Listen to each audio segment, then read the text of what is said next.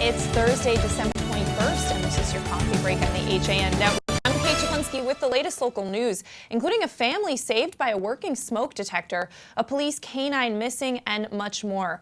Frank Granito has your forecast, and later on a Nutmeg Sports Update. Donald Ang also joins us to take a look back on this day in history, and we also preview the front pages of our newspapers later in the show.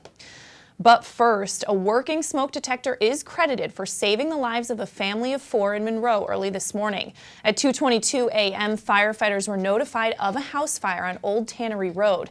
Now, according to the Monroe firefighters' Facebook page, upon arrival, smoke was visible from the structure and the family had safely evacuated.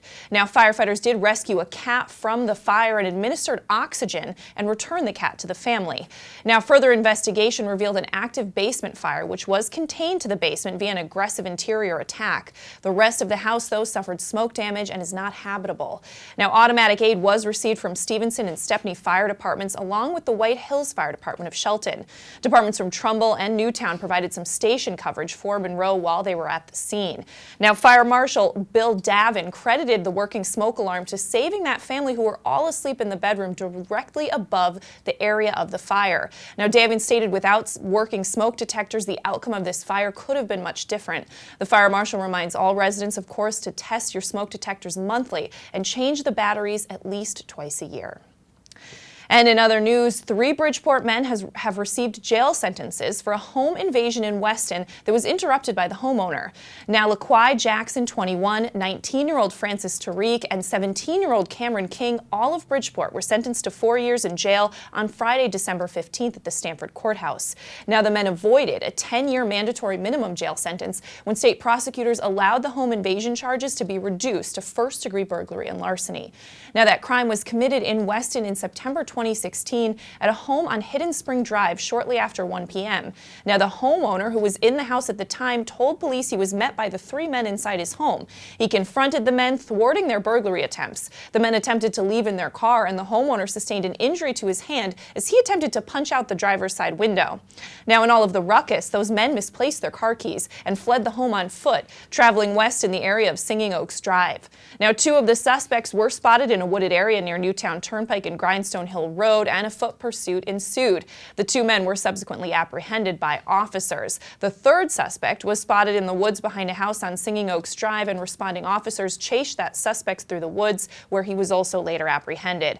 Now, at the time of the arrest, only Jackson and Tariq were identified. King was 16 at the time, and Weston police did not initially release the name of the suspect due to his age. There's more on that story at thewestonforum.com.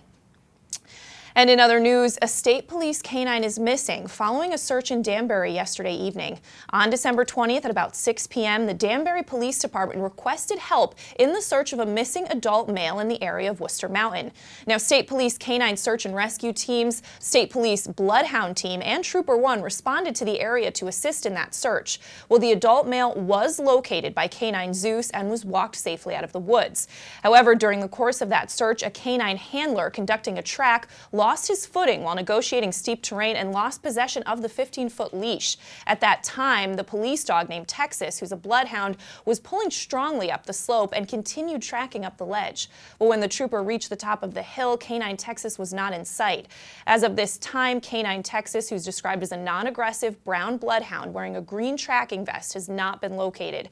State police canine teams, with the help of Danbury police and fire departments, are continuing their search for Texas this morning, and they're asking anyone with information to contact them at 203-267-2200. And in other news, a Ridgefield High School freshman is tackling racism and sensitivity with our own Ridgefield Press in response to a Snapchat photo shared among the Ridgefield High community. Now, that photo sent around October shows a white teenager made up in blackface with an arrow connecting the image to the written N-word. Now, LaShawna Mullins, who's a freshman who attends Ridgefield High as part of a Better Chance program, spoke about her response to that image as one of the few black students in a largely white high school. Now, LaShawna said in part that she thinks about 50 15% of the students at Ridgefield High think the N-word is just another word. LaShawna, who's from New Haven, and 7 other ABC students live with the resident director in the ABC house that A Better Chance of Ridgefield operates in town. Now, the blackface image was originally sent on Snapchat, and that image was screen saved and eventually seen and photographed and posted and reposted on other social media, giving the short-lived snap a longer life. Now, this happened in late October, and needless to say, it has not made the girls at the ABC house feel at home in Ridgefield, which is 96% white, according to the U.S. Census. Well, LaShawna didn't say the incident reflects the attitude of a majority of Ridgefield students or suggests that the school has an overly racist atmosphere, but she also said the Snapchat incident isn't an isolated one. After learning of the incident, Ridgefield High Principal Stacy Gross went to the ABC house for dinner with the girls and resident director Natasha McNeil and has sought to involve them in the school's response. Now, there's a lot more on LaShawna's response to that incident and more on what the school is doing at theridgefieldpress.com. And in other news, a former general manager of a Stanford ice skating facility has pleaded guilty in federal court to bilking nearly $500,000 from the business. The Stanford Advocate reports that Mark Zito of Shelton faces up to 20 years in prison after pleading guilty this week in New Haven federal court to 1 count of wire fraud.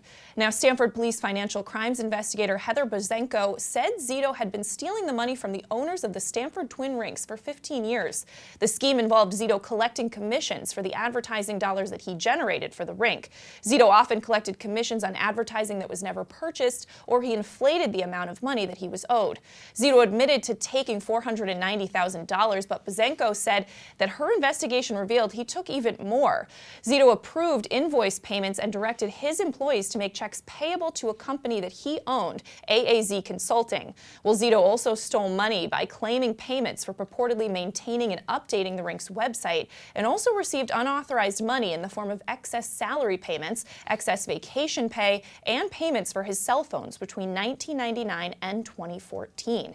Now, he is scheduled to be sentenced on March 19th. And Connecticut state troopers remind motorists that combining careful planning with sensible driving will lead to a safer holiday as they travel to celebrations. Now, many travelers are expected to hit Connecticut highways during the upcoming holidays, and state troopers ask motorists to follow all driving laws as their behavior on the roads is essential to keeping potential hazards at a distance. Simply putting traffic laws into practice will prevent accidents and save lives. Now, they offer a list of tips for safe driving this season on the state police Facebook page, and they also say they will be operating roving patrols and conduct DUI checkpoints starting December 22nd and continuing through the Christmas and New Year's holiday. All right, taking a turn now, let's throw it over to Frank Granito for a look at your forecast. Frank. All right, thank you, Kate. We're looking at mostly sunny skies today. It is a little cooler, though, than we've seen the past few days. Temperatures sitting in the mid-30s, a high of around 36. Not as breezy as it's been. Wind gusts around 10 miles per hour. Will start to become cloudy later on today and overnight with mostly cloudy skies, a low of 24 tonight. That'll be the last bright spot we have throughout this weekend.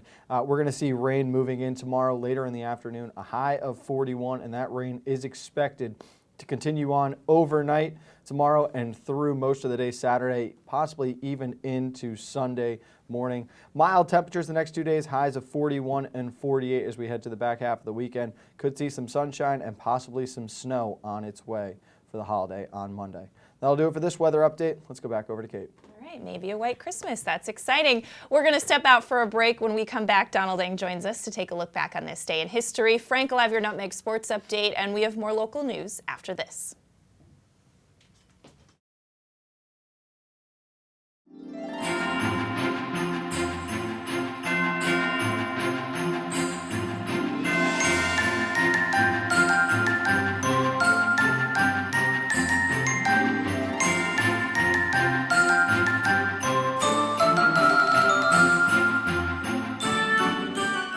UK Gourmet is the largest specialty grocer in the area, featuring food from England, Ireland, Scotland, and Wales.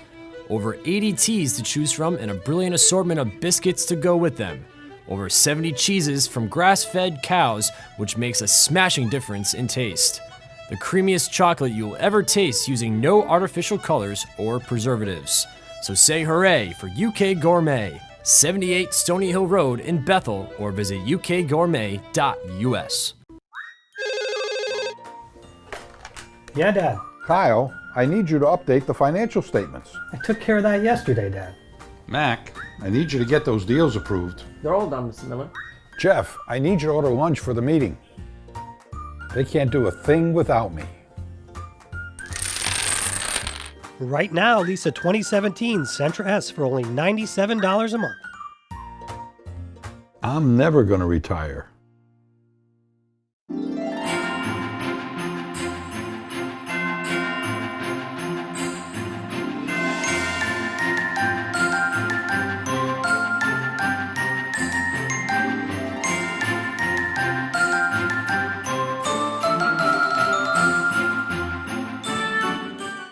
Welcome back to this December 21st edition of your Coffee Break on the HAN Network. I'm Kate Czaplinski, and it's time to throw it over to Donald Ang for the last look back on this day in history of 2017. Don. Well, Kate, 5 years ago was a perfectly normal day, and that itself made news, ironically. But first, we're going to go back to 1620 on this date. William Bradford and the Mayflower Pilgrims land at what is now called Plymouth Rock. Maybe. None of the Pilgrims mentioned anything about a rock in the colony's history. In fact, the first mention of Plymouth Rock came 121 years later, when a 94-year-old man said his father, who wasn't there for the landing, told him that's where the Pilgrims had set foot on the shore. Since then, the rock has been moved 4 times, broken, then glued back together. It was used as a doorstop for a couple of decades. It's currently back in the harbor there, where it is, without question, the most photographed rock in the country. To 1937 now, Snow White and the Seven Dwarfs premieres as the first Disney animated feature film. It is also the first Disney feature to deviate greatly from the original story. In this case, Snow White was a Grimm Brothers fairy tale, so you might think it was pretty dark. And it is. In the Grimm story, the Queen makes 3 different attempts to kill Snow White, and the 7 dwarves catch her vandalizing their house and force her into indentured servitude. Then, after she eats the poison apple, the dwarves sell her body to the prince. The dwarves also kill the Queen by putting red-hot iron shoes on her and then making her dance for their entertainment until she dies. I kind of think I like the Disney version better. 1995 now, the city of Bethlehem passes from Israeli to Palestinian control. Now, Bethlehem has a long history of changing hands. Back an estimated 3,400 years, the city was originally settled by Canaanites before being conquered by the Hebrews. It was then destroyed by the Emperor Hadrian in about 134, then rebuilt under Constantine 200 years later, then destroyed again by the Samaritans in 529, only to be rebuilt by Justinian. Muslims conquered it in 637, held it for 450 years until the Crusaders took it in 1099, then recaptured by the Mamelukes in the 13th century, then the British after World War I, they held it for 30 years, then it became part of Jordan. In 1948, Israel took it back in 1967 before it was ceded to the Palestinians as part of the Oslo Accord. The city is currently about a 60-40 Muslim population. Relationships between the two are actually pretty good considering the city's history. Finally, now we go to 2012, a perfectly normal day, but some people thought it wouldn't be. So the number 13 kind of comes from there. But what they did with that number is they took that numerology, those 2 basic numbers of 13 and 20, and they built on that, and they created this vast system. There are 20-year and 400-year cycles. And then there is a huge cycle called the long count. It lasts 5,126 years and begins with the creation of the world, which the Maya believe occurred on August 11th, 3114 BC. The cycle ends on December 21st, 2012. All right, yes, it was this day, 2012, regarded as the end date of the Mayan long count, leading to widespread expectation of cataclysmic events. Ironically, the Mayans themselves never really thought the world would end, although if you sat through the John Cusack movie, you probably wished it would. Sort of like a Western calendar, the calendar may end on December 31st, but that doesn't mean it's the end of time. That's your look back in history for today, December 21st, and I'm Donald Lang. All right, thanks so much, Don. Well, in other local news, another series of car burglaries and a stolen vehicle earlier this week have Monroe police once again urging residents to remove valuables from unattended vehicles and to keep them locked. Now, Monroe Police Lieutenant Rosalie Stewart said 4 vehicles were burglarized in the area of Elm Street sometime overnight between Monday and Tuesday. One vehicle, a 2018 model, was stolen from a Doris Drive home and later found abandoned on the Shelton-Trumbull line. Stewart said another vehicle was reported stolen near that abandoned stolen vehicle from Monroe. Among the items taken were a laptop, assorted Christmas presents, and a wallet. And former First Selectman Tim Herbst recently threw down the gauntlet at the 4 Republican candidates for governor who skipped the first party-sponsored debate, calling on them to attend the second debate January 10th or exit the race. Herbst said in part the 4 eligible Republican candidates who skipped the first debate should show up to the second in January or drop out of the race. He said as a candidate, you have an obligation to face the voters, answer questions, and share your vision for saving our state. Now, the first party-sponsored debate on December 6th attracted 6 candidates, plus State Representative Tony Boucher, who had formed a committee to explore a run for higher office, but has not declared herself a candidate for governor. Now, Herbst's comments come on the heels of that first debate, which, according to a non-scientific text and social media poll conducted by the state GOP, indicated a plurality of viewers thought that Herbst won it. Well, the second debate is scheduled for January 10th at RHAM High School in Hebron. And in other news, Norwalk River Valley Trail Executive Director Charlie Tanney reports that after the recent snowfall, several all-terrain vehicles ventured onto the Wilton Loop of the Norwalk River Valley Trail, and those ATVs drove through and damaged the pollinator garden recently planted in partnership with the Norwalk River Watershed Association. Well, Tanney said motorized vehicles are not allowed on that trail because they're dangerous to people using the trail and because they inflict damage to the trail. Now, the Wilton Police Department has been notified and will take action if further ATV traffic occurs there, he said. Anyone citing ATVs on that trail can call the Wilton Police Department at 203-834-6260. And dredging is about to get underway at Milford's duck ponds, which haven't been dredged in about 40 years. Now, dredging equipment is in place at the North Street Pond, and the area has been closed to the public. The North Street Pond is the first of 3 to be dredged. Next will be the City Hall Pond, and then the pond behind Stonebridge Restaurant.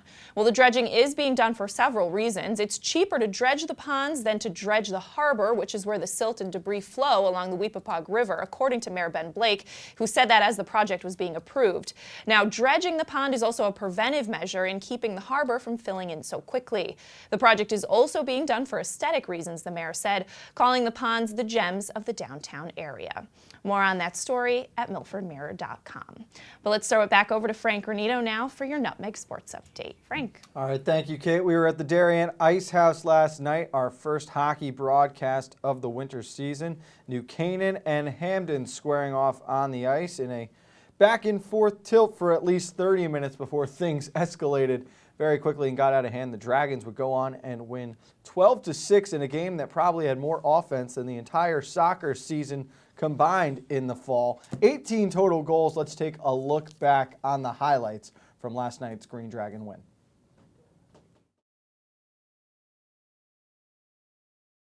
On Nutmeg Sports this afternoon. Big game, though, from John Gethings and Mason Boyhan, the two combining for a total of 9 points. Tyler Ruth for Hamden with his second hat trick in as many games. Now 6 goals on the season. New Canaan saw Eric Simoneau and Gunnar Granito scoring twice off their top line. The Rams up next. They've got Darien Saturday morning, 10 a.m. That game will be on the HAN network. Those same Blue Wave, they fell last night at the hands of Fairfield Prep 5-2. Robert Stewart and Hudson Pokorny scoring for the Blue Wave. Greenwich moves to 2-0. They took down West Haven 5-2. Notre Dame of Fairfield over St. Joe's 6-0. And you had Newington shutting out Norwalk McMahon 1-0. Wilton over Trinity Catholic 6-4. And Staples and Brantford playing to a 3-3 tie in OT. Again, join us at 2 o'clock, Nutmeg Sports. Kevin and I will break down last night's game, and we'll get you ready for tonight's broadcast. Boys basketball on the HAN network. Greenwich, Darien, 7 o'clock tip-off. For now, we go back over to Kate. All right, Frank, thank you. Now, in addition to those highlights, I hear there's going to be a lot of Christmas cheer on Nutmeg Sports, so definitely tune in at 2 o'clock.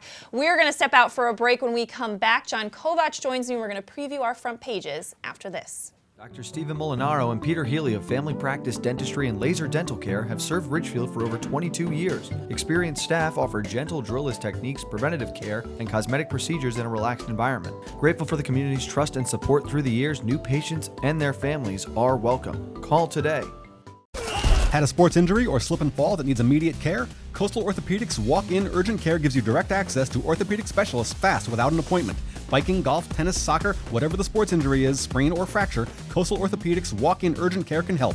Open 7 days a week now at 3 locations. The iPark Building at 761 Main Avenue, Norwalk, 36 Old Kings Highway South in Darien, or in the Westport Medical Center at 323 Riverside Avenue, Westport. Go to coastalorthoct.com. Like them on Facebook. Alpine Limousine is New Canaan's premier global transportation solution. Experience the finest in personalized transportation services in our pristine fleet of 2017 model year cars, with the area's most well-trained and vetted staff of professional drivers. Call us today at 203-966-4111. UK Gourmet is the largest specialty grocer in the area, featuring food from England, Ireland, Scotland, and Wales. Over 80 teas to choose from and a brilliant assortment of biscuits to go with them. Over 70 cheeses from grass-fed cows, which makes a smashing difference in taste. The creamiest chocolate you'll ever taste using no artificial colors or preservatives. So say hooray for UK Gourmet, 78 Stony Hill Road in Bethel, or visit ukgourmet.us. Welcome back to this Thursday edition of your Coffee Break on the HAN Network. I'm Kate Czaplinski, joined by John Kovac to preview our front pages this week. John, and you're looking very festive. Love the tie. I went with the Christmas tie today because I'm, you're in the spirit. Really it. I'm in the spirit. All right. Well, what are you looking at first? So are a lot of our papers, yes. and very poignant thing that they do every year in Darien. Wreaths Across America makes a stop at the Hecker Avenue Cemetery, which is right across from the police station there. The Scouts always help out. Very patriotic thing to do this time of year. Norotan Heights, a study of that train station is going to move forward in January. Darien is making efforts to deal with the substance abuse crisis. The town has okayed plans for renovating the Oxbridge Hunt Club. And then for the better part of a century, New Canaan has had Christmas caroling on God's Acre. An effort this year to start it in Darien. The Friends of Gorham's Pond had it, and we have a photo by Laureen Valenti, and I'm hoping that's a tradition that takes off there. Yeah, very cool. All right, well, I'm looking at the Ridgefield Press this week, and the Ridgefield Press has its special Christmas font, as it uses every year. Love to see that at the top of the page. And there was snow again for Santa's visit to the Twixt Hills Beach at Pierpont Pond, so very pretty photo there. Also, voters approving a horse ordinance. This has been a long and ongoing issue there about people with a small amount of land having horses. So there's finally been an approval on that new ordinance. Also, as far as a Medicare savings program, the cuts frustrating elderly and disabled residents in Ridgefield. The season lighting up some of the town's giving spirit, and a nice photo of the St. Stephen's Episcopal Church music event recently for the holidays. Stratford residents of all ages packed the town council meeting on Monday night to express their displeasure at the possibility of as many as 40 layoffs of teachers and school staff. Stratford finally has a budget, months and months late, that passing also with the advent of a new town council. A vigil held to remember Victoria Soto, victim of the Newtown school shooting and a native of Stratford, and Chris Murphy stopping by Sterling House for some pancakes and politics. All right, well, taking a look at the New Canaan Advertiser this week, John, you mentioned the caroling on God's Acre Christmas Eve, and so there's, of course, that's going to be happening in New Canaan, actually started by John E. Hersom, who founded the New Canaan Advertiser, and so you can make donations as well to that. Also, a member of the school board saying that the school board is not doing its legal duty with curriculum by having a committee appointed by the board to discuss curriculum. Also, proposed federal tax changes may ding real estate market, and much more on the front page of the New Canaan Advertiser this week. There's a very interesting letter there from a couple, and they're trying to find somebody that they knew from back in the 70s, was a student in New Canaan, and they're asking people in New Canaan to help locate this person. That's on the front page of the Advertiser. Very interesting item there. Milford will be getting a brewery thanks to a planning and zoning vote held on Tuesday. A visit with the oldest retired firefighter in Milford. Dredging of the Housatonic completed ahead of schedule. And energy conservation saving $2.2 million in Milford. All right, taking a look at the Reading pilot this week, MTA police investigating a West Reading train crash as a possible DUI. Also, the police chief's attorney disputing complaints against his client. More on that story there. And the Gallows Hill Brass Sextet debuts, some cool photos from that debut. And new finance chair discussing the role of board and key issues facing the town. And a feature on the Boys and Girls Club. Santa made a stop in Monroe and had breakfast with the kids there, getting ready for Christmas. The Board of Ed may vote on its budget right after New Year's Day. There's been a string of car burglaries in Monroe, the latest town to experience that. Kind of fits in as there have been some in nearby Trumbull as well. Hanukkah celebrations and the holiday closings. And we'll be closed Monday and Tuesday. That's right. We will be. All right. Well, taking a look at the Shelton Herald this week, Aaron Berkowitz compiling his top 10 stories of 2017. Just to give you a preview, number one is Republicans winning big and Ruth Parkins losing her spot on planning and zoning, which she held for many years. Number two, potential burlesque-themed cafe causing an uproar around residents. And there's also an update on that application for Hush. P&Z actually denied that application recently, so more on that. School board re-electing Chairman Mark Holden, and a story we had on Coffee Break earlier this week, a knife pulled in a Walmart shoplifting incident. Easton celebrating Hanukkah and getting ready for Christmas. Word that the decline in school enrollment is expected to level off in the near future. Knitting compassion in a war-torn world, a effort by some 10th graders at Joel Barlow High School. Residents are pressing the police commission to stop this project where they're going to put signs indicating curves up. And a popular Easton resident opens up about depression in the hopes of helping others who might be struggling with it. All right, well, taking a look at the Trumbull Times this week, Trumbull facing a $2.8 million budget gap. In happier news, the Kennedy Center dedicated its building to the retiring CEO, Martin Schwartz. He's just a great guy. Wish him the best, and just a cool event there and feature in this week's Trumbull Times.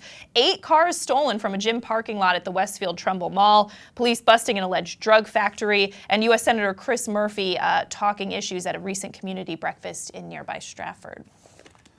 Carolers in Wilton sharing the Christmas spirit, which was also bolstered when the holiday lights came back on. That story stretching out over a few days in Wilton. News that Wilton has the 3rd highest debt per capita in the region. And fans of the Mad Dog trilogy by Wilton author Mark Rubenstein will want to check out the bulletin this week as well. All right, well, looking at the Weston Forum story we just had earlier in the show, and that's that 3 Bridgeport men were sentenced for a home invasion in Weston that happened back in 2016.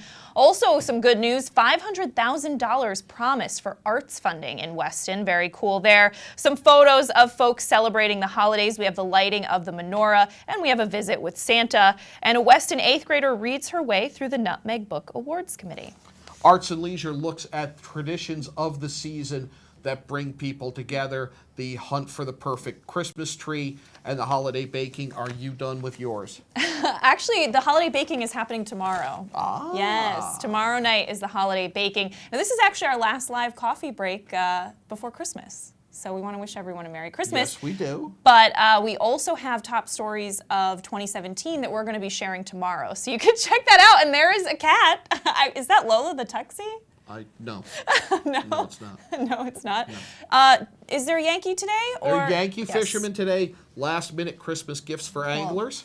All right, great. Nutmeg Sports at 2 o'clock, live basketball tonight. And you can follow our sports schedule and everything happening at HAN.network. And again, we want to wish everyone a very Merry Christmas from all of our Coffee Break crew. We'll see you soon.